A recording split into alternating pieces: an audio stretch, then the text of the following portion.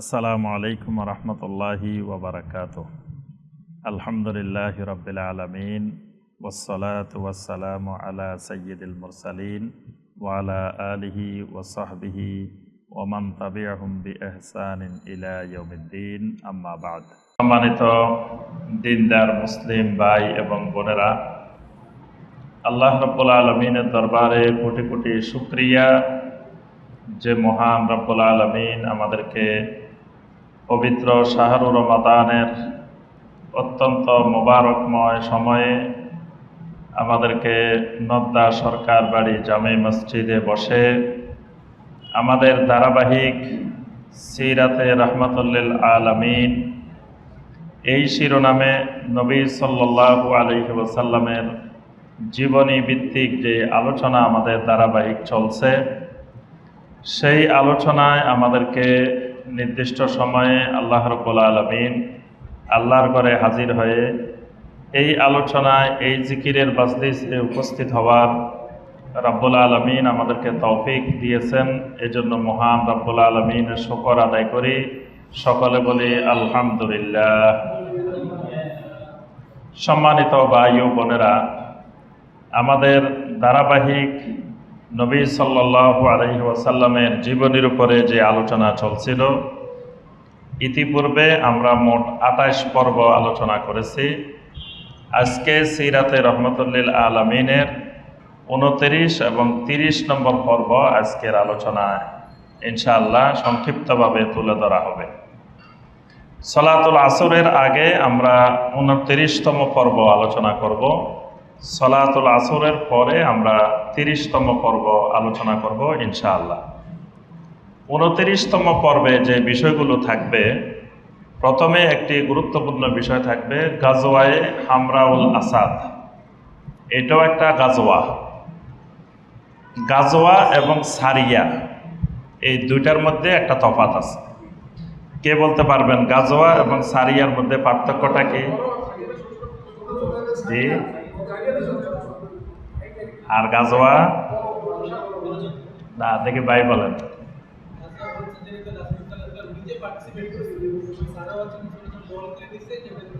জি, এই মূল তফাৎ হচ্ছে এই জায়গা, ছোট আর বড় মূল কথা না। মূল কথা হইল যেটাতে নবী সাল্লাল্লাহু আলাইহি ওয়াসাল্লাম সরাসরি অংশগ্রহণ করেছেন, এটার নাম হলো গাজওয়া। আর যেটাতে নবী সাল্লাল্লাহু আলাইহি ওয়াসাল্লাম নিজে অংশগ্রহণ করেন নাই, অন্য কোনো সাহাবীকে এই অভিযানের সেনাপ্রধান বানিয়েছেন, নেতৃত্বে একটা বাহিনী পাঠিয়েছেন, এই অভিযানটাকে বলা হয় সারিয়া। এই গাজওয়ায়ে হামরাউল আসাদ যেটা, এটা কিন্তু বেশি বড় দলের বাহিনী ছিল না, অল্প কয়জন সাহাবী, কিন্তু এটাতে নবী সাল্লাল্লাহু আলাইহি ওয়াসাল্লাম নিজে অংশগ্রহণ করেছেন। এই জন্য এটা গাজওয়ায়ে হামরাউল আসাদ। আমরা 29তম পর্বে এই গাজওয়ায়ে হামরাউল আসাদ সম্পর্কে আলোচনা করব। এরপরে 3য় হিজরিতে প্রসিদ্ধ যে সাহাবায়ে কেরাম মৃত্যুবরণ করেছেন, প্রসিদ্ধ কয়েকজন সাহাবীর আলোচনা করব। এরপরে বনু আসাদের প্রতি নবী সাল্লাল্লাহু আলাইহি ওয়াসাল্লাম আবু সালামা রাদিয়াল্লাহু তাআলা আনহুর নেতৃত্বে একটি বাহিনী সারিয়া পাঠিয়েছিলেন। সেই সারিয়ায়ে আবি সালামা, তারপরে সারিয়ায়ে আব্দুল্লাহ বিন উনাইস রাদিয়াল্লাহু তাআলা আনহু, তারপরে সারিয়ায়ে রাজি, সারিয়ায়ে বিইরে মাউনা। এই কয়টা বিষয় আমরা 29তম পর্বে আলোচনা করব ইনশাআল্লাহ। আর 30তম পর্বে আমরা আলোচনা করব গাজওয়ায়ে বনু নজির। বনু নজিরের যেই ঐতিহাসিক গাজওয়া, সে গাজওয়া। এরপরে গাজওয়ায়ে বাদরুল আখেরা, দ্বিতীয় বদর। আগে যেটা আমরা আলোচনা করছি সেটা ছিল প্রথম বদরের যুদ্ধ, আরেকটা হলো দ্বিতীয় বদরের যুদ্ধ। তো সেই গাজওয়ায়ে বাদরুল আখেরা, এই বিষয়গুলোই আমরা দ্বিতীয় পর্বে আলোচনা করব ইনশাআল্লাহ। তাহলে আমরা 29তম পর্বের মূল আলোচনায় আসি। আজকে প্রথম আলোচনা যেটা, সেটা হলো গাজওয়ায়ে হামরাউল আসাদ। হামরাউল আসাদ একটা জায়গার নাম, এটা খেয়াল রাখবেন যে হামরাউল আসাদ একটা জায়গার নাম। এটা মদিনা থেকে 8 কিলোমিটার, মানে 12 মাইল, 8 মাইল 12 কিলোমিটার, মদিনা থেকে 12 কিলোমিটার দক্ষিণে মক্কার দিকে। এই জায়গাটার নাম হলো হামরাউল আসাদ। বদরের পরে ওহুদ হইল 3য় হিজরিতে। ওহুদের যুদ্ধ যেদিন হয় তার পরের দিনই এই যুদ্ধটা, এই অভিযানটা হয়। ওহুদের যুদ্ধ যখন চূড়ান্ত পর্যায়ে, প্রথম পর্যায়ে তো আলহামদুলিল্লাহ আল্লাহ রাব্বুল আলামিন সাহাবায়ে কেরামদেরকে, নবী সাল্লাল্লাহু আলাইহি ওয়াসাল্লামকে আল্লাহ পাক বিজয় দান করেছেন। যখন মুশরিকেরা চতুর্দিকে ছিন্নভিন্ন হয়ে পালিয়ে যাচ্ছে, তখন নবী সাল্লাল্লাহু আলাইহি ওয়াসাল্লাম আব্দুল্লাহ বিন জুবায়ের রাদিয়াল্লাহু তাআলার নেতৃত্বে যে 50 জন তীরন্দাজ বাহিনীকে নবী সাল্লাল্লাহু আলাইহি ওয়াসাল্লাম দায়িত্ব দিয়েছিলেন, তারা সবাই বলতেছে আল গানিমা, আল গানিমা, এখন আর আমাদের এখানে দরকার নাই, আমাদের এখন গনিমত সংগ্রহ করা দরকার। সবাই গনিমতের দিকে, মানে কাফেরেরা অস্ত্র ফালাই দিচ্ছে, মালামাল ফেলে রেখে যাচ্ছে, বিভিন্ন জিনিস ফেলে রেখে যাচ্ছে, এগুলো সংগ্রহের দিকে চলে গেলেন। মাত্র 12 জন সাহাবী আব্দুল্লাহ বিন জুবায়ের রাদিয়াল্লাহু তাআলার নেতৃত্বে, তারা সেখান থেকে নড়াচড়া করেন নাই, 12 জন সেখানে ছিলেন। তো এই ইতিমধ্যে যখন আপনার খালেদ ইবনে ওয়ালিদ, তখন তিনি ইসলাম গ্রহণ করেন নাই। খালেদ ইবনে ওয়ালিদ যখন দেখলো যে এই জায়গা দিয়ে এরা সব চলে গেছে, ফাঁকা হয়ে গেছে, তখনই খালেদ ইবনে ওয়ালিদ সেখান দিয়ে এই নবী সাল্লাল্লাহু আলাইহি সাল্লামের উপরেই সরাসরি আক্রমণ পরিচালনা করেন। প্রথমে যে 12 জন সাহাবী ছিলেন, 12 জনেই সেখানে শাহাদাত বরণ করেছেন। এরপরে নবী সাল্লাল্লাহু আলাইহি ওয়াসাল্লামকে পাহারায় দেওয়ার ক্ষেত্রে নবী সাল্লাল্লাহু আলাইহি ওয়াসাল্লামের চতুর্দিকে নবী সাল্লাল্লাহু আলাইহি ওয়াসাল্লামের নিরাপত্তায় নিয়োজিত ছিলেন 12 জন সাহাবী। এই 12 জন ছাড়া তখন নবী সাল্লাল্লাহু আলাইহি ওয়াসাল্লাম চারিদিকে আর কাউকে দেখতেছেন না। তখন নবী সাল্লাল্লাহু আলাইহি ওয়াসাল্লাম সজোরে সাহাবায়ে কেরামদেরকে আহ্বান করলেন, ইলাইয়া ইবাদাল্লাহ, ইলাইয়া ইবাদাল্লাহ, হে আল্লাহর বান্দারা, তোমরা আমার দিকে আসো, তোমরা আমার দিকে আসো। সকল সাহাবায়ে কেরামদেরকে নবী সাল্লাল্লাহু আলাইহি ওয়াসাল্লাম আহ্বান জানালেন। এই আহ্বান যতদূর পৌঁছেছে, সাহাবায়ে কেরাম আস্তে আস্তে এই নবী সাল্লাল্লাহু আলাইহি ওয়াসাল্লামের দিকে আসা শুরু হয়ে গেছে। ইতিমধ্যে নবী সাল্লাল্লাহু আলাইহি ওয়াসাল্লামকে টার্গেট করেই কুফারেরা আক্রমণ পরিচালনা শুরু করেছে, যে তাদের মূল লক্ষ্য এখন নবী সাল্লাল্লাহু আলাইহি ওয়াসাল্লামকে হত্যা করবে, নবী সাল্লাল্লাহু আলাইহি ওয়াসাল্লামকে মেরে ফেলবে। তখন তলহা বিন উবাইদুল্লাহ এবং সাদ ইবনে আবি ওয়াক্কাস রাদিয়াল্লাহু তাআলা আনহুমা, এই দুজন সাহাবী তাদের জীবন বাজি রেখে নবী সাল্লাল্লাহু আলাইহি ওয়াসাল্লামকে রক্ষার জন্য তারা চতুর্দিক থেকে নবী সাল্লাল্লাহু আলাইহি ওয়াসাল্লামের জন্য ঢাল হয়ে গেলেন। এবং তলহা বিন উবাইদুল্লাহ রাদিয়াল্লাহু তাআলা আনহু নবী সাল্লাল্লাহু আলাইহি ওয়াসাল্লাম যখন সামনের দিকে যাচ্ছিলেন, একটা উঁচু জায়গার দিকে ওঠা দরকার, নবী সাল্লাল্লাহু আলাইহি ওয়াসাল্লাম উঠতে পারতেছিলেন না। তলহা বিন উবাইদুল্লাহ রাদিয়াল্লাহু তাআলা আনহু নবী সাল্লাল্লাহু আলাইহি ওয়াসাল্লামকে কাঁধে নিয়ে এই পাহাড়ের উপরে, টিলার উপরে উঠে গেছেন। সুবহানাল্লাহ। মানে ওই সময়ের মধ্যে উনি নিজেই, তলহা বিন উবাইদুল্লাহর শরীরে 39টা আঘাত লেগেছে, তার শরীরে 39টা আঘাত ছিল। এই 39টা আঘাত অবস্থায় নবী সাল্লাল্লাহু আলাইহি ওয়াসাল্লামকে কাঁধে বহন করে পাহাড়ের উপরে উঠছে তলহা বিন উবাইদুল্লাহ রাদিয়াল্লাহু তাআলা। তারপরে আপনার আরও যে সমস্ত সাহাবায়ে কেরাম ছিলেন, এদের মধ্যে অনেকে শহীদ হয়ে গেছে। নবী সাল্লাল্লাহু আলাইহি ওয়াসাল্লামের উপরে 3 জন ধূর্ত তীরন্দাজ নবী সাল্লাল্লাহু আলাইহি ওয়াসাল্লামের উপরে আক্রমণ করে। প্রথম আক্রমণে নবী সাল্লাল্লাহু আলাইহি ওয়াসাল্লামের রোবাই নিচের একটা দাঁত ভেঙ্গে এখান থেকে পড়ে গেছে, রক্তাক্ত হয়ে প্রথমে দাঁত ভেঙে গেছে। আরেকজনের আক্রমণে নবী সাল্লাল্লাহু আলাইহি ওয়াসাল্লামের মাথা ফেটে গেছে। আরেকজনের আক্রমণে নবী সাল্লাল্লাহু আলাইহি ওয়াসাল্লামের মাথায় যেই হেলমেটটা পরিধান করা ছিলেন, ওই হেলমেটের 2 দিকের অংশ মুখের ভিতরে ঢুকে গেছে।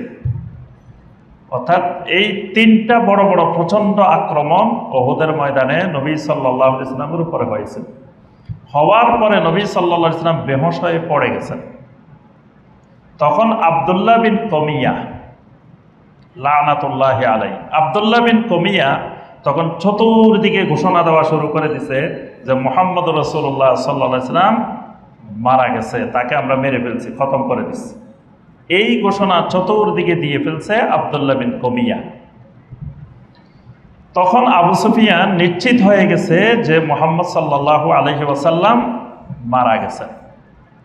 তখন সে পাহাড়ের উপরে উঠে আবু সুফিয়ান বলতেছে, আইনা মুহাম্মদ, আইনা ইবনু আবি কুহাফা, আইনা ইবনুল খাত্তাব, কোথায় সেই আবু কুহাফার ছেলে আবু বকর, কোথায় খাত্তাবের ছেলে ওমর, কোথায় আবদুল্লাহর ছেলে মুহাম্মদ?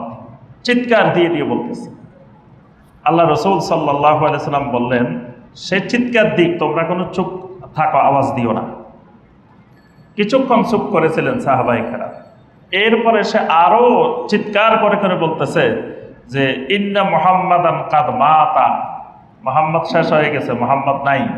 ইবনু আবু কুহাফা কাদ মাতা, ওমর কাদ মাতা, ইসলাম কাদ মাতা, ইসলাম শেষ। ইবনে আবু কুহাফাও মারা গেছে, ওমরও মারা গেছে, মুহাম্মদ সাল্লাল্লাহু আলাইহি ওয়াসাল্লাম তিনিও মারা গেছে। সুতরাং আল ইসলাম কাদ মাতা, ইসলামও মৃত্যুবরণ করছে, ইসলামও শেষ। তখন ওমর ইবনে খাত্তাব রাদিয়াল্লাহু তাআলা আনহু সহ্য করতে পারেননি। তিনি চিৎকার দিয়ে বলে উঠলেন, আনা ওমর ইবনে খাত্তাব, আমি ওমর ইবনে খাত্তাব এখনো জীবিত আছি। এই কথা শোনার পরে আবু সুফিয়ান হঠাৎ করে দেখলো কি ওমর ইবনে খাত্তাব তো এখনো আছে। তখন ওমর ইবনে খাত্তাবকে জিজ্ঞাসা করলো, আইনা মুহাম্মদ নাবিয়্যুকুম, তোমাদের নবী মুহাম্মদ কোথায়? বললো যে ফিনা নাবিয়্যুনা মুহাম্মাদুন সাল্লাল্লাহু আলাইহি ওয়াসাল্লাম, আমাদের নবীও আমাদের মাঝে আছেন। তখন আবু সুফিয়ান বলল, আব্দুল্লাহ বিন কমিয়া আমাকে বলছে মুহাম্মদকে সে হত্যা করেছে, আর তুমি বলতেছো মুহাম্মদ আছে। তখন আল্লাহ রসুল সাল্লাল্লাহু আলাইহি ওয়াসাল্লাম বললেন, আমার পক্ষ থেকে আলী তুমি ঘোষণা দাও যে মুহাম্মদ সাল্লাল্লাহু আলাইহি ওয়াসাল্লাম এখনো জিহাদের জন্য প্রস্তুত আছে। তোমরা যদি চাও আবার ময়দানে নামতে, আবারও এখনো যুদ্ধ করার জন্য প্রস্তুত আছে। তখন তারা বুঝতে পারলো না, আসলে মুহাম্মদ সাল্লাল্লাহু আলাইহি ওয়াসাল্লাম মারা যান নাই, বা আবু বকর ওমর এরাও মারা যান নাই। তারা ইচ্ছা করলে ওই সময় কিন্তু আবার আক্রমণ করতে পারত, কিন্তু আল্লাহ রাব্বুল আলামিন তাদের অন্তরের মধ্যে একটা ভয় সৃষ্টি করে দিয়েছে। এখন আবু সুফিয়ান তার বাহিনীদেরকে নিয়ে চলে গেছে মদিনার দিকে। মদিনা থেকে, মক্কা মুকাররমা থেকে অনেক দূর, মদিনা মুনাওয়ারা থেকে অর্থাৎ উহুদের প্রান্ত থেকে অনেক দূর তারা মক্কা মুকাররমার দিকে চলে গেছে। এমনকি তারা যে জায়গায় পৌঁছেছে প্রায় 68 কিলোমিটার, মানে এই উহুদের ময়দান থেকে দূরে চলে গেছে এই বাহিনী। সেখানে যাওয়ার পরে আবু সুফিয়ান যখন একটু বিরতি দিছে, তখন তার দলের সৈন্যরা বলতেছে, আবু সুফিয়ান যে কাজটা আমরা করে আসছি এটা মারাত্মক বোকামির কাজ করছে। আমরা তো সেখানে আবার আক্রমণ করতে পারতাম, আক্রমণ করে মদিনা দখলও করে ফেলতে পারতাম, তা আমরা কেন চলে আসলাম? এখন আমাদের আবার পুনরায় পিছনের দিকে ফিরে যাওয়া দরকার, চলেন আমরা আবার গিয়ে আক্রমণ করি। তারা ঠিকই আবার আক্রমণ করার জন্য প্রস্তুতি নিতেছে। এইদিকে আল্লাহ রসুল সাল্লাল্লাহু আলাইহি ওয়াসাল্লাম যেদিন উহুদের যুদ্ধ হইল, তার পরের দিন সকালবেলায় নবী সাল্লাল্লাহু আলাইহি ওয়াসাল্লাম সাহাবায়ে কেরামদেরকে ডাকলেন। নবী সাল্লাল্লাহু আলাইহি ওয়াসাল্লামের সাথে 12 জন, পরবর্তীতে সব মিলে 260 জন। এই 260 জন সাহাবীকে নিয়ে নবী সাল্লাল্লাহু আলাইহি ওয়াসাল্লাম বললেন যে আবু সুফিয়ান কিছুদূর যাওয়ার পরে আবার আসবে, কারণ তারা অনুশোচনা করবে যে আমরা কেন ফিরে গেলাম, আবার তো আমরা আক্রমণ করতে পারতাম। তাহলে তারা যাতে আসার সুযোগটা না পায়, আমরা চলো আবার এই আহত সাহাবী, এক একজনের শরীরে 10টা 12টা 15টা আঘাতপ্রাপ্ত সাহাবায়ে কেরাম সবাই। সেই অবস্থায় আল্লাহ রসুল সাল্লাল্লাহু আলাইহি ওয়াসাল্লামের দাঁত মোবারক শহীদ হয়ে গেছে, নবী সাল্লাল্লাহু আলাইহি ওয়াসাল্লামের মাথা মোবারক পেটে গেছে, মুখে আঘাতপ্রাপ্ত। এই অবস্থায় নবী সাল্লাল্লাহু আলাইহি ওয়াসাল্লাম 260 জন সাহাবীকে নিয়ে আবার সে হামরাউল আসাদ চলে গেছে। হামরাউল আসাদে গিয়ে অবস্থান নিছে। নেওয়ার পরে ওই হামরাউল আসাদ এলাকায় একজন সাহাবী ছিলেন মা'বাদ, ওনার নাম হলো মা'বাদ। উনি যে ইসলাম গ্রহণ করেছেন এটা কিন্তু ওই আবু সুফিয়ানেরা জানে না। নবী সাল্লাল্লাহু আলাইহি ওয়াসাল্লাম মা'বাদকে পাঠাইলেন যে তুমি যাও, গিয়ে আবু সুফিয়ানকে বলো যে এই মুহাম্মদ সাল্লাল্লাহু আলাইহি ওয়াসাল্লাম এবং তার সাহাবীরা হামরাউল আসাদে এসে গেছে এবং তোমাদের পিছু দাওয়া করার জন্য আরো আসতেছে সামনের দিকে। মানে তাদের অন্তরে একটা ভীতি সৃষ্টি করে দাও তুমি গিয়ে। মাবাদ গেলেন, গিয়ে বললেন যে তোমরা তো চলে আসছো, মুহাম্মদ সাল্লাল্লাহু আলাইহি ওয়াসাল্লাম এবং সাহাবীরা পিছন থেকে আসতেছে তোমাদেরকে দাওয়া করার জন্য। তা আবু সুফিয়ান বলতেছে আমরাও তো প্রস্তুতি নিতেছি, আমরা আবার আক্রমণ করার জন্য, আবার মদিনার দিকে ফিরে যাওয়ার জন্য আমরা প্রস্তুতি নিয়েছি। মাবাদ বললেন যে এবার তারা যেই আক্রমণাত্মক মনোভাব নিয়ে আসছে, যে মনে হয় না তোমরা তাদের সাথে আবার কিছু করতে পারবে, মানে তাদেরকে যেভাবে ভয় লাগানো দরকার এই মাবাদ তাদেরকে সেভাবে ভয় লাগাই দিল। ভয় লাগানোর পরে তারা, আবু সুফিয়ান বলল তাহলে যে মুহাম্মদকে বলো, খবর দাও যে মুহাম্মদ যেন আগামী বছর আবার বদরে হাজির হয়, বদরে আমাদের সাথে মোকাবেলা হোক। এই বছর আমরা চলে গেলাম, কিন্তু আগামী বছর বদরে আবার মোকাবেলা হোক। সেটা ওই যে আমরা পরে আলোচনা করব, দ্বিতীয় বদর পরের বছর। এই কথা বলে আবু সুফিয়ানেরা সেখান থেকে মক্কা থেকে চলে গেছে। এই যে নবী সাল্লাল্লাহু আলাইহি ওয়াসাল্লাম হামরাউল আসাদ পর্যন্ত যে অভিযানটা পরিচালনা করেছেন, এই অভিযানটাকে বলা হয় গাজওয়ায়ে হামরাউল আসাদ। এখানে হামরাউল আসাদ পর্যন্ত যুদ্ধ হয় নাই, কিন্তু নবী সাল্লাল্লাহু আলাইহি ওয়াসাল্লাম যদি এই অভিযানটা পরিচালনা না করতেন তাহলে কিন্তু আবার সেই মদিনার উপরে আক্রমণ আবার হতো। কিন্তু নবী সাল্লাল্লাহু আলাইহি ওয়াসাল্লাম সাথে সাথে এই ব্যবস্থাটা নেওয়ার কারণে আল্লাহ রাব্বুল আলামিন সাহাবায়ে কেরামদের প্রশংসা করে সূরা আলে ইমরানের 140 এবং 41 নম্বর আয়াতে আল্লাহ পাক বলেন, ইয়ামসাসকুম কারহুন ফাকাদ মাসাল কওমা কারহুম মিথলু ওয়া তিলকাল আইয়ামু নুদাবিলুহা বাইনান নাস। আল্লাহ রাব্বুল আলামিন বলেন, ইয়ামসাসকুম কারহুন ফাকাদ মাসাল কওমা কারহুম মিথলু, তোমাদেরকে কিছু আঘাত, কিছু বেদনা স্পর্শ করেছে, তোমরাও তো গতবার এর আগের বার অনুরূপ আক্রমণ তাদের উপরে চালিয়েছিলে। আল্লাহ পাক বলেন তোমরাও তো বদরে এরকম তাদের উপরে আক্রমণ চালিয়েছিলে, তো তারা তো দ্বিতীয় হিজরিতে বদর হইল, তারা তো ক্ষান্ত হয় নাই, তৃতীয় হিজরিতে আবার এসেছে। তাহলে ওহুদের মধ্যে তোমাদের সামান্য কিছু ক্ষতি হইলেও তোমরা যেন মন মরা বা এটার জন্য দুশ্চিন্তাগ্রস্ত হওয়ার কোনো কারণ নাই, তোমরাও আবার শক্তিশালী হয়ে আবার ইসলামকে, দ্বীনকে রক্ষা করার জন্য তোমরা প্রস্তুতি নাও। সুবহানাল্লাহ।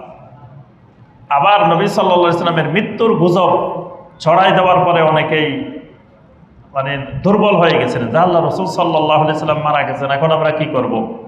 আল্লাহ রাব্বুল আলামিন সেই বিষয়ে জানাই দিলেন, ওয়ামা মুহাম্মাদুন ইল্লা রাসূল কাদ খালাত মিন ক্বাবলিহির রুসুল আফা ইম্মা তাও কুতিলান কালাবতুম আলা আকাবিকুম। মুহাম্মদ সাল্লাল্লাহু আলাইহি ওয়াসাল্লাম তো রাসূল ছাড়া আর কিছুই নন, তিনি যদি মারা যান, আফা ইম্মা তা, তিনি যদি মৃত্যুবরণ করেন, আও কুতিলা অথবা তাকে যদি মেরে ফেলা হয়, ইন কালাবতুম আলা আকাবিকুম, তোমরা কি আবার সেই পুনরায় কুফরের দিকে ফিরে যাবা? মানে আমার নবী মুহাম্মদ সাল্লাল্লাহু আলাইহি ওয়াসাল্লাম তো সারা জীবন দুনিয়াতে থাকবে না, তার আগে যত নবী রাসূল এসেছিলেন সবাই তো দুনিয়া থেকে চলে গেছেন, তো উনিও চলে যাবেন। তো মুহাম্মদ সাল্লাল্লাহু আলাইহি ওয়াসাল্লাম যদি মারা যান বা নিহত হন, তাহলে তোমাদের দুশ্চিন্তার কারণ কি? তোমরা কি আবার দিন ছেড়ে আবার কুফরের দিকে ফিরে যাবে?